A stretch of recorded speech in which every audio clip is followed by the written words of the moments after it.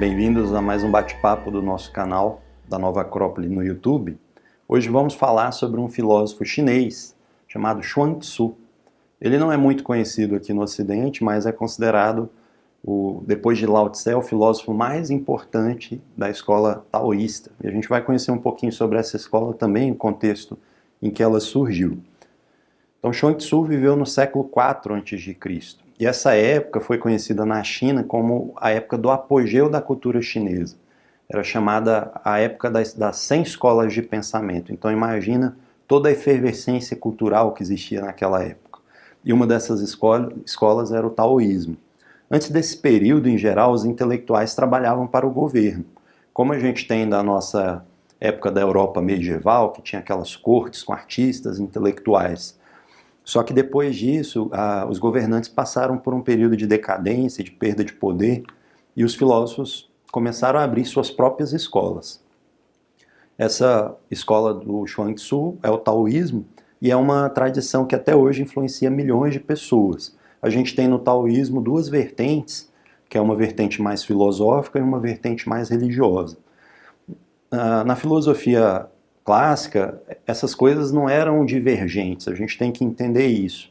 Quando a gente tem essa figura desses grandes filósofos, um Pitágoras, por exemplo, era um cientista, era uma pessoa religiosa, tinha sua ligação com o sagrado, era um grande pensador, um filósofo, muitas vezes eram artistas também, então todos esses aspectos da cultura humana estavam relacionados. Isso a gente vê muito que se manteve na filosofia oriental. O conceito principal do taoísmo e o mais difícil da gente entender é o conceito do Tao. Até a obra de Lao Tse chama Tao Te Ching, né? E o que é esse Tao? Para eles, o Tao seria um absoluto, de onde tudo surgiu, para onde tudo vai. Só que ao invés de a gente pensar esse absoluto como algo muito distante, essa origem, como algo lá no passado, na verdade, para eles, o Tao está em todas as coisas. Então, o universo, a natureza, os seres, inclusive o ser humano, também são uma expressão desse Tao. É uma ideia do Tao como algo imanente que está em todas as coisas, mas ele também é transcendente. O que isso significa? Que ele está em todas as coisas, mas ele não se resume a todas as coisas. Tem uma passagem do próprio Tao Te Ching que Lao Tse fala: o Tao que é falado não é o Tao. O que isso significa? Parece muito metafísico, mas a gente pode trazer mais para a nossa realidade usando o exemplo de uma pessoa. Então, imagina uma pessoa que vocês conheçam, que conviva há muito tempo. E a gente tem muita familiaridade com essa pessoa, sabe os gostos, sabe a história, sabe a forma que ela pensa, mas a gente sempre pode se perguntar: será que eu sei tudo sobre essa pessoa? Com certeza não. Então, o conceito que a gente tem dessa pessoa nunca vai explicá-la completamente. A realidade, a existência dela sempre vai estar além daquilo que a gente consegue imaginar. Até mesmo, né, é muito comum a gente ouvir essas histórias de pessoas que convivem há muito tempo e aí uma faz alguma coisa e o outro fala: nunca pensei que fulano fosse fazer isso. É muito comum esse tipo de história, né? Mas para vocês verem que, assim como as pessoas, algo que está muito próximo de nós, o Tao também está além de tudo aquilo que a gente consegue conceber sobre ele, né? Na Índia tinha o conceito do Brahman, é muito parecido com a ideia do Tao. E eles falavam que existem dois tipos de Brahman. O Brahman Saguna, que é o Brahman com qualidades, que seria esse Tao, esse absoluto expresso no universo, e o Brahman Nirguna, esse Brahman que está além, que seria esse Tao transcendente. O taoísmo, então, é uma tradição muito antiga. A gente viu, Chuang-Tzu está situado no IV século a.C. Lao Tse, que foi o sistematizador dessa corrente, ele é do VI século a.C., mas no seu livro Tao Te Ching, Lao Tse faz referência a antigos mestres do Tao. Então o que a gente pode compreender é que era uma filosofia muito antiga, que já existia na Índia, na China há muito tempo, e foi sistematizada por Lao Tse e virou uma escola depois. Dentro dessa tradição, qual é a busca do ser humano? Viver em harmonia com o fluxo da vida, né? Aí eu me remeto aí à tradição grega, quando eles falam do cosmos. O que seria o cosmos? É a junção do caos, que é essa substância primordial, não é essa visão do caos que nós temos hoje, com Theos, que é uma inteligência ordenadora. Então o caos, quando se une a Theos, surge o cosmos, que é um universo ordenado, com as suas leis, como a gente vê, né? O movimento dos astros, tudo segue os seus períodos, segue as suas leis, como a própria ciência da física nos demonstra. E esse viver em harmonia com o fluxo da vida, essa virtude que para eles chamavam de T, eles falam que isso deve ser feito de uma forma natural. E aí é um outro conceito da filosofia taoísta que chama Yu Wei, ação sem intenção. Também nos lembra lá da filosofia da Índia, quando a gente fala sobre reta ação, por exemplo, no Bhagavad Gita, em outras obras. Um exemplo simples que a gente pode ver: o fogo ilumina e aquece, a água flui e molha. E o ser humano? O ser humano é humano. A gente pode perceber isso quando muitas vezes a gente está com um problema, uma decisão importante a tomar, e a gente tem dificuldade de tomar, tem dificuldade de fazer aquilo que é o necessário. Mas se a gente olhar para dentro de nós mesmos e refletir, em boa parte das vezes a gente tem a resposta certa, a gente sabe o que tem que ser feito, apesar da dificuldade de fazer. Então isso mostra que essa virtude natural, ela já existe como algo em potencial. E a pessoa que tem isso plenamente, essa virtude natural, essa ação sem intenção, é o sábio, que é essa figura que existe dentro da filosofia de todas as tradições. A gente pode imaginar o sábio como uma pessoa que é capaz de se relacionar de forma construtiva com todas as pessoas, com todas as circunstâncias, de uma forma harmoniosa. Ele sempre agrega, né? Tem um conceito de Kant que faz uma diferença entre o legal e o moral. Para ele, o que é o legal? Fazer o que é certo. E o que é moral? Fazer aquilo que é certo com a intenção correta. Essa seria essa ação sem intenção, essa virtude natural. Por exemplo, se tem uma pessoa que está com raiva e ela está na minha frente, muito angustiada, muito nervosa, se eu ficar nervoso junto com ela, eu só vou potencializar essas características nela. Então, quando a gente consegue criar essa ponte, criar essa conexão e ao mesmo tempo transmitir tranquilidade, transmitir um pouco de sensatez, de equilíbrio para ela, ela consegue voltar ao seu estado normal, ao seu centro, né? E é isso que a gente pode fazer, o que um sábio faria em todas as circunstâncias. A gente consegue fazer isso de vez em quando. O sábio faria isso sempre, porque ele já conquistou na sua plenitude essa virtude natural. Dentro das histórias da filosofia, a gente tem o exemplo dos pitagóricos. Dizem que eram filósofos tão virtuosos que eles eram reconhecidos pelo seu próprio comportamento. Então a forma como eles falavam, a forma como eles agiam, as pessoas reconheciam ao longe. Ali vem um pitagórico. E isso aí é uma grande referência para todos nós que buscamos essa via da filosofia como uma via de autoconhecimento. Em conjunto com Tao Te Ching, essa obra de Chuang Tzu, que tem o mesmo nome dele, é considerada mais importante dentro do taoísmo e também se destaca na literatura chinesa até pela sua forma, seu aspecto literário. Vocês vão ver que são histórias muitas vezes alegóricas e que são muito ricas, até divertidas. Esse bom humor, a gente vai ver que é uma característica importante do Chuang Tzu. O pouco que a gente sabe desse filósofo chamado Chuang Tzu é que ele era familiarizado com todas as correntes filosóficas da época. Isso ele mostrou na sua obra e também veio dos relatos de personagens posteriores. Mas ele era um filósofo adepto do taoísmo. A sabedoria dele foi reconhecida mesmo em vida. Mas dizem que ao invés dele buscar cargos importantes, que na época esses pensadores eram convidados a exercer cargos dentro dos governos, ele preferiu manter uma vida mais simples. Tem uma historinha que ilustra essa busca do Chuang Tzu por essa vida simples, que dizem que é uma história real, que o príncipe de um dos estados chineses, a China na época era como a Índia, a Grécia, composta por cidades-estados. Então eles compartilhavam a mesma cultura, mas tinham independência política. E aí esse príncipe ofereceu para ele presentes caros e o convidou para ser o primeiro-ministro. E como ele respondeu a esse convite? Tem uma passagem no livro dele. Vocês oferecem-me grandes riquezas e uma posição de orgulho. Mas será que nunca viram um boi sacrificado? Isso ele estava se referindo, muitas vezes nas tradições antigas, que se faziam rituais religiosos em que se ofereciam animais como carneiros e bois. Então o que ele fala? Quando, após ter sido engordado durante vários anos, foi adornado com ornamentos e levado ao altar do sacrifício, ele não se trocaria de bom grado por um porquinho descuidado? Então ele sabia, olha, política é algo muito volúvel. Se eu me envolver aqui com esse príncipe, hoje ele está me dando esses presentes, amanhã eu posso estar sendo levado a sacrifício, né? De alguma forma sendo penalizado por isso. Eu lembro de uma passagem da República de Platão, que é o mito de Er. Dizem que era um guerreiro que teve a oportunidade de voltar após sua morte para contar o que ele viu lá no além.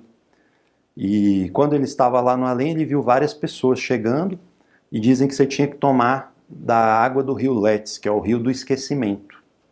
E aí as pessoas que tomaram muito dessa água se esqueciam muito das experiências que tiveram em vida. E aí, ao buscar escolher a sua próxima vida, buscavam vidas complexas, por exemplo, a vida de um tirano, de um governante, que tem muito poder, tem muita riqueza muitas vezes, mas também tem muitos problemas, tem que lidar com situações complicadas e muitas vezes agir de formas que não são as melhores. E dizem que os mais sábios desses bebiam pouco da água do rio Létis e buscavam ter uma vida simples, uma vida em que eles pudessem continuar aprendendo, crescendo como seres humanos, contribuindo para as pessoas que estavam ao seu redor, e sem essas complexidades que os afastariam desse objetivo de vida que eles possuíam, né? Então, esse exemplo do mito de Er é muito parecido com essa passagem da vida de Chuang Tzu. Como no caso de vários personagens ilustres do passado, há alguns estudiosos que acreditam não haver provas da existência de Chuang Tzu. Então falam, ele é um personagem mítico, ou então que a sua obra ou partes dessa obra foram compostas por autores posteriores. Há outros estudiosos que acreditam que ele tenha existido e que a obra foi escrita por ele. De qualquer forma, independente de quem seja o autor, a gente consegue perceber de forma evidente a sabedoria que está presente nesse texto. É um texto escrito principalmente em forma de alegorias, que são parábolas, mitos. E qual que é a função dessas alegorias?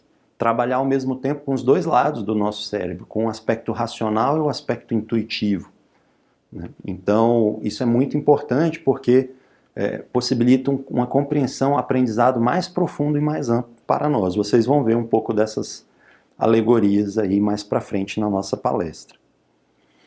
Atualmente o livro dele é dividido em 33 capítulos, são considerados 7 capítulos internos, 15 externos e 11 diversos. Considera-se que esses 7 capítulos internos têm o núcleo do seu pensamento. Chuang Tzu exerceu uma influência muito grande na escola Zen do budismo, que na Índia era conhecido como Chan, né? O Zen vem de Chan, que vem de Dhyana, lá do sânscrito. Porque ele enfatizava essas limitações da lógica. A lógica é um veículo importante de aprendizado para o ser humano, mas tem suas limitações. Se tem uma pessoa chorando na nossa frente, não vai ser com a mente que eu vou entendê-la e ajudá-la. Eu tenho que colocar minha consciência no meu aspecto emocional para fazer essa ponte com ela. Então é muito importante a gente entender que a gente tem várias formas de aprender. E então os ensinamentos de Chuang Tzu influenciaram muito a escola Zen. A escola Zen é conhecida pelo uso dessas alegorias paradoxais. Eles chamavam essas alegorias de koans. E o objetivo era esgotar o processo de raciocínio e levar a uma compreensão mais profunda, mais intuitiva. Um koan muito conhecido da escola Zen todos nós conhecemos o barulho que faz o bater de 2 palmas. Qual é o barulho que faz o bater de 1 palma? E aí dizem que os estudantes ficavam durante dias, semanas, meditando sobre esse ensinamento até chegarem a uma compreensão mais profunda. Tem vários outros desses koans.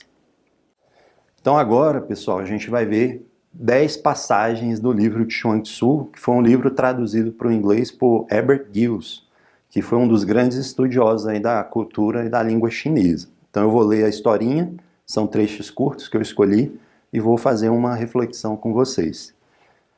Então a primeira é: o imperador Yao, desejando abdicar a favor de Su Yu, disse: se quando o sol e a lua brilham, persistirem em acender uma tocha, não será isso uma má aplicação do fogo? Se quando as estações das chuvas estão no seu auge, ainda continuar a regar o solo, não será isso um desperdício de mão de obra? Então o que o imperador quis dizer? Lembram que ele era o imperador e quis abdicar em favor de uma outra pessoa. O que isso mostra? Uma grande humildade, primeiro, né? Porque ele se comparava a uma tocha e comparava o brilho, a sabedoria desse Ryu Tzu ao sol e à lua. Então, primeiro, o grande mérito dele reconhecer essa superioridade do outro como o melhor imperador. E uma outra coisa importante também, que é sempre válido a gente ter o discernimento para saber como a gente pode contribuir da melhor forma, como a gente pode gerar um maior impacto no mundo, dentro da nossa história de vida. A gente tem uma historinha que é contada em muitas escolas da Nova Acrópole, que é a história da goteira. Então vocês imaginam que tem uma goteira no telhado. E aí tem gente que essa goteira está pingando e causou uma poça no chão. Tem pessoas que vão passar por essa goteira e por essa poça e não vão fazer nada. Outros mais bem intencionados, o que eles vão fazer? Vão limpar o chão e vão garantir que aquele ambiente esteja limpo e seguro para ninguém escorregar. Agora, um terceiro, o que ele pode fazer? Limpar o chão e, ao mesmo tempo, depois olhar para a sua causa, que seria a goteira, e tentar consertá-la. Essa seria a postura mais eficaz. E isso que a gente pode aprender dessa história do imperador Yao. Vocês vão ver que os nomes são todos fáceis da gente falar, viu, pessoal? Chinês antigo. Então, o imperador Yao, o que ele reconheceu? Olha, você é muito melhor que eu como imperador. Melhor você assumir, eu vou fazer outra coisa. Então, quando as chuvas estão plenas, a gente ficar regando o solo para aguar as plantas não faz sentido. Então é melhor usar essa água com outra finalidade. Uma outra história, essa aqui é até meio caricata, e vocês vão ver, o Chuang Tzu tem esse bom humor também nos seus ensinamentos. Ele falou: um criador de macacos, respondeu Tzu Chi, disse a respeito das porções de castanha que cada macaco devia comer, 3 de manhã e 4 à noite. Mas os macacos ficaram muito zangados, pelo que o guardião disse: podem ter 4 de manhã e 3 à noite. Com que todos ficaram satisfeitos. Embora o número real de castanhas tenha permanecido o mesmo, houve adaptação aos gostos e preferência dos interessados. Isso é bem interessante. Muitas vezes a gente está com um objetivo, tem algum projeto, alguma meta, e a gente é muito rígido e inflexível em atingir essa meta. Então, esse criador de macacos, ele falou: olha, para eu alimentar direito esses macacos, eles vão comer 7 castanhas, 3 de manhã e 4 à noite. Os macacos ficaram coléricos e ele falou: não, então tá bom, pode ser 4 de manhã e 3 à noite. E tudo funcionou, Então, o que isso mostra? Também um pouco desse Yu Wei que a gente viu, que é essa virtude natural. Então, você tem um objetivo, você tem uma finalidade, você mantém o foco nesses objetivos e tem uma adaptabilidade das formas, sem perder a coerência. E o objetivo foi alcançado. Essa terceira passagem é a passagem mais conhecida de Chuang Tzu. É bem interessante. Uma vez eu, Chuang Tzu, sonhei que era uma borboleta. Então imagina a cena, vamos fazer um exercício de imaginação. Então ele sonhou que era uma borboleta voando daqui para lá, para todos os efeitos uma borboleta. Só estava consciente de seguir os meus caprichos como uma borboleta. E não estava consciente da minha individualidade como homem. De repente eu acordei. E lá estava eu novamente. Agora, não sei se eu era então um homem a sonhar que era uma borboleta, ou se sou agora uma borboleta a sonhar que sou um homem. Muito interessante essa passagem, E algumas reflexões que eu fiz sobre ela. Primeiro, ela é muito profunda, porque ela fala de uns aspectos mais difíceis de compreender dentro do ser humano, que é a consciência. Hoje a ciência já avançou muito, mas a ciência também não tem uma resposta definitiva sobre o que é a consciência. E eu lembrei de uma frase de Protágoras, que ele falava: o homem é a medida de todas as coisas. Então, por exemplo, eu considero uma formiga pequena porque eu comparo a formiga a mim. E eu considero um prédio de apartamentos grande, também porque eu sou esse ponto de referência. Só que a gente tem que sempre se questionar, nós não somos o centro do universo. Então, apesar de ser natural nos usarmos como pontos de referência, na verdade, o universo possui vários pontos de referência. Nesse caso aqui, Chuang-Tzu era um e a borboleta outra. E esse mistério da consciência. Então é muito importante a gente sempre se questionar a nossa perspectiva. Não num sentido tão existencial quanto o que ele colocou aqui, mas, por exemplo, se a gente está discutindo com uma pessoa e não chegamos a um consenso, será que eu estou sempre certo ou existe uma possibilidade dessa pessoa estar certa? Essa questão de exercitar a empatia é uma forma da gente chegar um pouco mais próximo disso que Chuang-Tzu falou. Nós não somos o centro do universo e as coisas não giram ao nosso redor. É uma história muito profunda, mas a gente pode extrair essas pequenas lições do nosso dia a dia. Essa passagem é conhecida como o sonho de Chuang-Tzu. Vocês estão percebendo todo o humor, todo o refinamento dos ensinamentos que ele transmite? Uma quarta passagem, Tzu-Chi de Nampo viajava através da montanha Shang, quando viu uma grande árvore que o espantou muito. Então dá para a gente trabalhar a nossa imaginação e contemplar essas cenas. E ele pensou, certamente deve ter uma madeira excepcionalmente boa. Imagina, uma grande árvore, geralmente a gente já pensa que a madeira é muito boa. Só que ele olhou para cima, viu que os ramos estavam demasiado tortos para formar vigas. Então, antigamente, muitas construções eram de madeira. Então, se usava os ramos para fazer vigas de casas. Enquanto que, quanto ao tronco, notou que a sua forma irregular o tornava inútil para os caixões. Também é algo que não está presente no nosso cotidiano, mas antigamente se usava geralmente as melhores madeiras para os sepultamentos. Então, principalmente as madeiras dos troncos das árvores. E aí ele concluiu, essa árvore não serve para nada. E foi assim que atingiu esse tamanho. E isso é algo que muda a lógica da nossa época totalmente. A gente acha que, por exemplo, uma pessoa é rica porque tem muito dinheiro, e a gente nem questiona isso. Mas na antiguidade, por exemplo, se considerava que era rico quem contribuía mais, quem era mais generoso, não que guardava mais. E aí qual que é o verdadeiro valor das coisas? É ser útil. Nenhum de nós existe com a finalidade voltada unicamente para nós. Cada um tem um papel na vida dos outros, um papel a exercer na sociedade. Então o verdadeiro valor de tudo é ser útil. Não adianta ser uma grande árvore que não serve para nada, só serve para si mesma. Então, o que a gente deve buscar? Ser útil e não simplesmente acumular coisas. Hoje a gente está muito nessa cultura de acumulação de bens, acumulação de objetos, de títulos, de recursos. E isso tudo tem o seu valor, desde que nos auxiliem a ser mais úteis naquilo que a gente se pretenda fazer. Então essa passagem aí é a quarta selecionada. Vamos ver 10 passagens.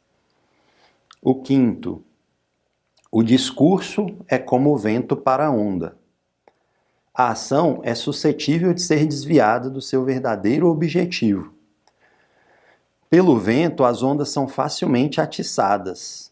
O desvio do verdadeiro objetivo está repleto de perigos. Assim, os sentimentos de raiva surgem sem causa.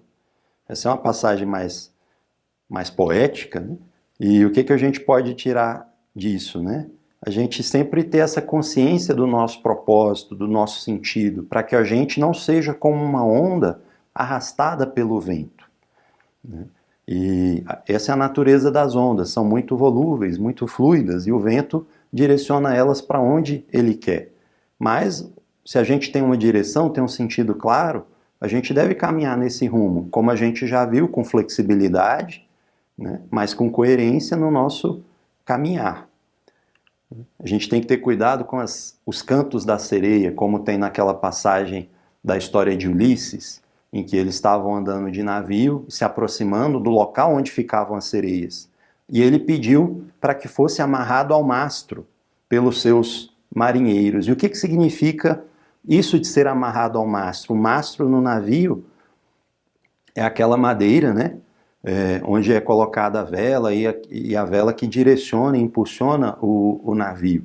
Então, mastro significa esse nosso centro, aquele elemento de nós mais profundo, mais elevado.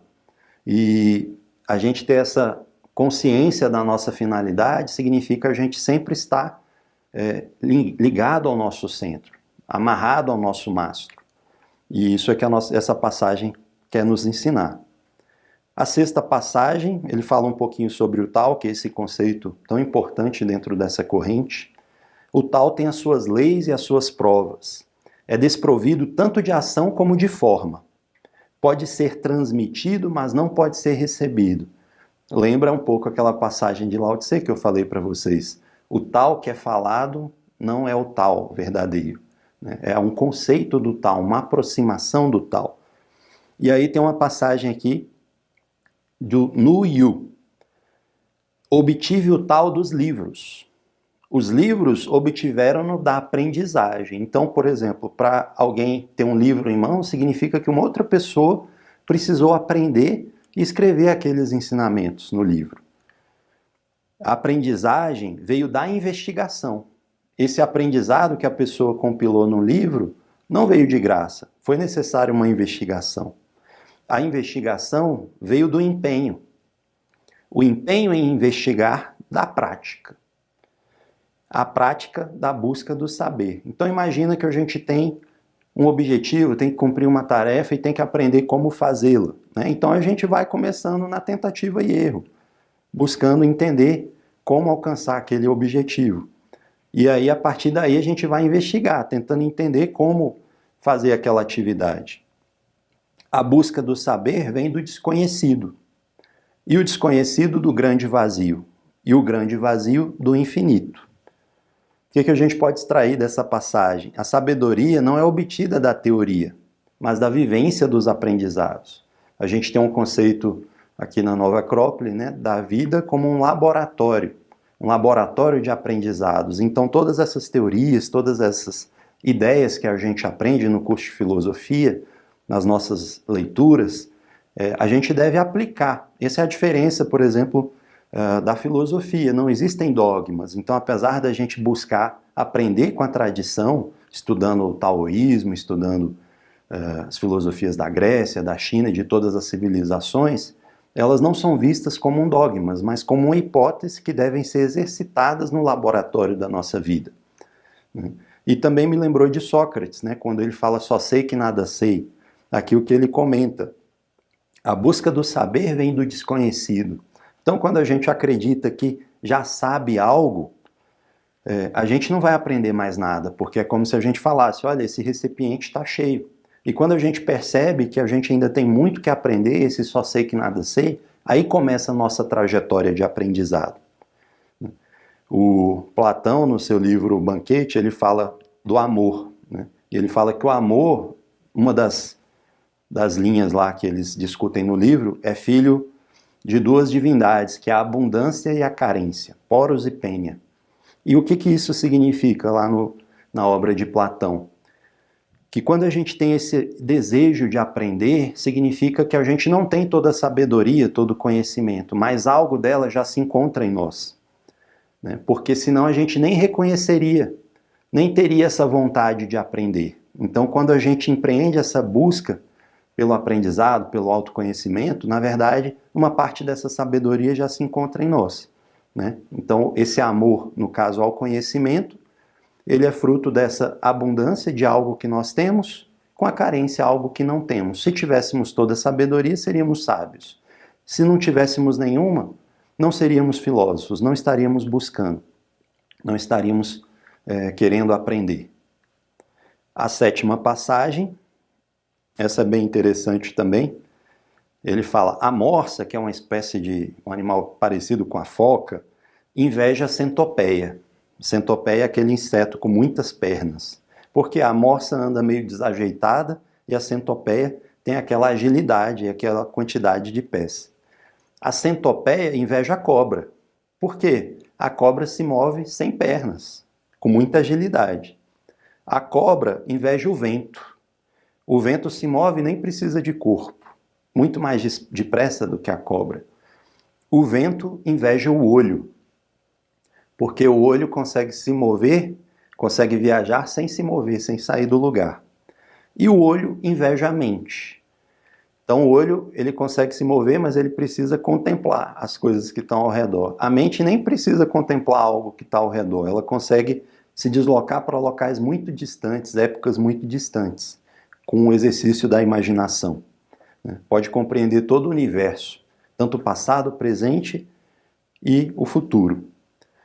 Então o que a gente pode aprender sobre isso? Tudo possui sua finalidade. A morsa tem a sua finalidade na natureza, a centopeia dela.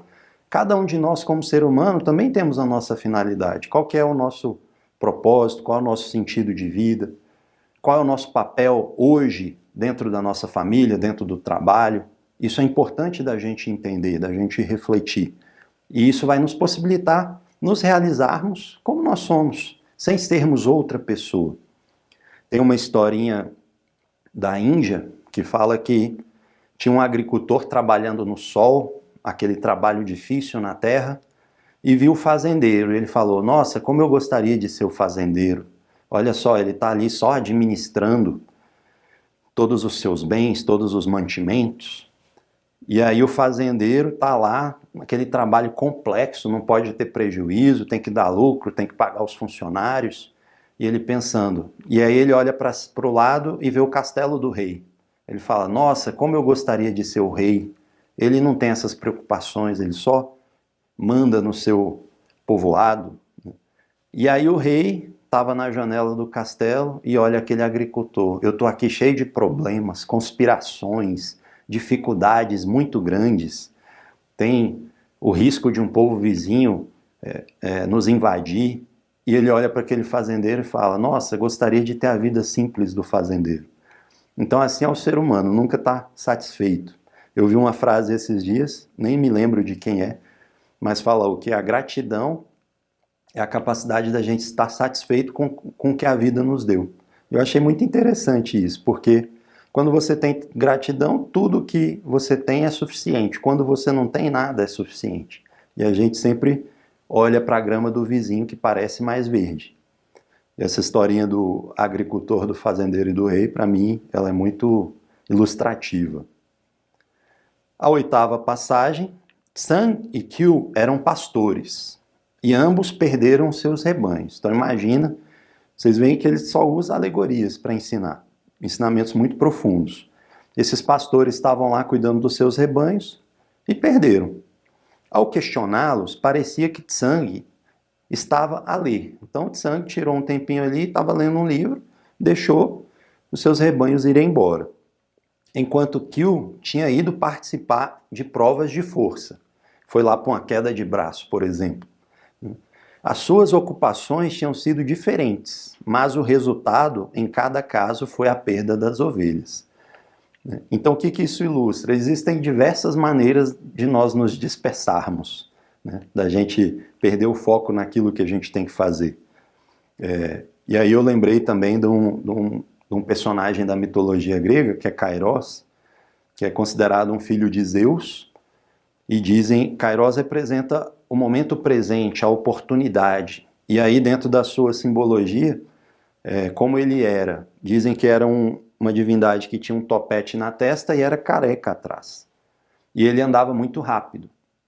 E aí, você só pegava Kairos de frente, porque se você deixava ele passar, você não tinha como pegá-lo. Então isso significa que as oportunidades só podem ser aproveitadas quando a gente está atento, quando a gente está vivendo com plenitude o momento presente.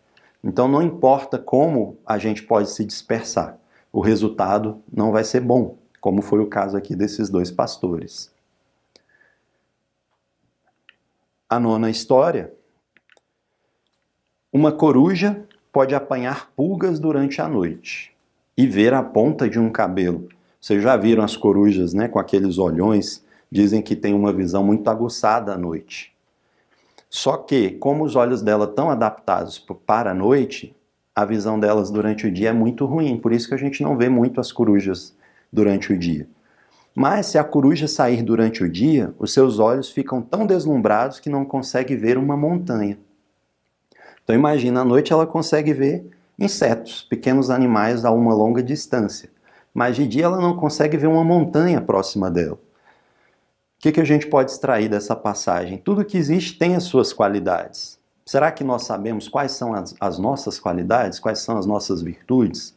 É muito comum quando a gente vai conversar sobre esse assunto, até nas entrevistas de emprego, não sei se vocês já passaram por isso, né? É muito comum, diga 3 qualidades e 3 defeitos. Então a gente sempre pensa um pouco sobre quais são as nossas qualidades e os nossos defeitos. E é muito comum as pessoas confundir os seus defeitos como qualidades. Então a pessoa pouco diplomática, pouco habilidosa com as palavras, fala que é sincera, né? Ele não vê que isso é um defeito. Não, é importante a gente falar com a verdade, mas eu tenho que falar da forma certa, do jeito certo, no momento certo. E que mostra que é uma grande injustiça a gente se comparar com os outros. Cada um de nós é diferente. Não sei se vocês já viram as folhas de uma árvore, às vezes tem milhares de folhas uma grande árvore. Cada uma delas é diferente, cada um tem ranhuras diferentes. Assim são seres humanos, apesar de sermos bilhões hoje, cada um é diferente. Então cada um pode dar uma contribuição única, que seria irrepetível por outra pessoa. Então é muito importante a gente buscar essa justiça. Tem um ensinamento também da filosofia que fala do senso de perfeição. O senso de perfeição é diferente do perfeccionismo. O que é o perfeccionismo? Eu quero fazer o melhor independente do tempo ou dos recursos. Só que muitas vezes, se eu quero fazer uma atividade da melhor forma, eu vou gastar 10 dias. E se eu só tiver 2? Então isso é o perfeccionismo. Gera muitos problemas. O que é o senso de perfeição? Eu buscar sempre fazer o melhor. E isso vai garantir que o meu melhor hoje seja melhor que o meu melhor de ontem, né? Então essa é o que a gente deve buscar. Baseado nas nossas próprias características, podemos nos inspirar em pessoas, inspirar em histórias, mas não copiá-las, porque cada um de nós é insubstituível. Baseado no que nós temos de melhor, buscar sempre aperfeiçoar. A última passagem que a gente tem do Chuang Tzu, são várias histórias como essa, né? O propósito dessa palestra, desse bate-papo, é que vocês se familiarizem com esse filósofo, conheçam um pouquinho mais da filosofia chinesa, e se quiserem também se aprofundar, fazer esses estudos comparativos, tem o nosso curso de filosofia em que a gente faz esse exercício. A última história, pois o homem perfeito usa sua mente como um espelho. Ele não agarra nada, não rejeita nada, recebe, mas não guarda. E assim ele pode triunfar sobre a vida sem prejudicar a si próprio. Eu lembrei de uma passagem da história de Siddhartha Gautama, o Buda, em que um discípulo falou: nossa, é muito difícil quando a gente lida com uma pessoa com raiva de nós, ou com uma pessoa que está impaciente. E aí Buda falou: se eu te dou um presente e você não aceita, imagine essa cena, né? Uma pessoa dando um presente para vocês e vocês não aceitando. Ele perguntou: com quem fica esse presente? Fica com você, né? Então é um pouco essa história, né, da consciência espelho. A gente vai lidar com várias adversidades ao longo da nossa vida, no nosso cotidiano. Se a gente não se identifica, não toma isso para nós, aquela adversidade vai ficar fora, né? Então é muito importante a gente trabalhar isso ao lidar com as pessoas, ao lidar com situações adversas, né? Não pega aquele problema para você, mesmo se a gente quiser ajudar a pessoa, né? Então se eu quiser ajudar alguém a resolver um problema, a gente vai parar, conversar, sentar e tomar uma decisão.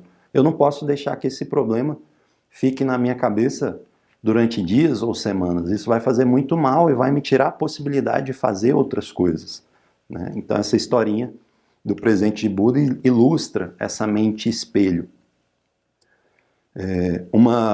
Um outro ensinamento, também um conceito, na verdade, da filosofia budista, que muitas pessoas não entendem da melhor forma, Buda falava que a vida é dor.